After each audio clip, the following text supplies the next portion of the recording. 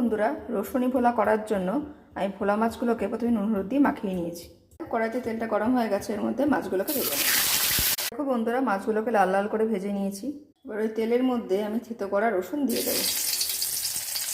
রসুনটা লাল লাল হলে এর মধ্যে আমি জিরে, লঙ্কা, টমেটোর পেস্টটা ঢেলে দেবো। এর মধ্যে নুন চিনি আগেই দেওয়া ছিল, হলুদটা অ্যাড করে দিলাম। মশলাটাকে ভালো করে কষিয়ে নেব।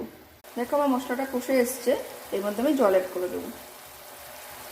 আমার মতো জল দেওয়ার পর এর মধ্যে ভাজা মাছগুলোকে আমি বসিয়ে দেবো। দেখো মাছগুলোকে আমার দেওয়া হয়ে গেছে, এবার কিছুক্ষণ ফুটিয়ে নেব। ঝোলটা ফুটে এসছে, এর মধ্যে আমি উপর দিয়ে ধনেপাতা কুচি ছড়িয়ে দিলাম। জানো তো বন্ধুরা, এর মধ্যে ধনেপাতা কুচি অ্যাড করার পর এর স্বাদ যেন আরও ডবল হয়ে যায়।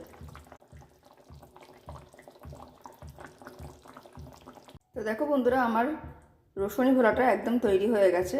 আর চ্যানেলটাকে প্লিজ সাবস্ক্রাইব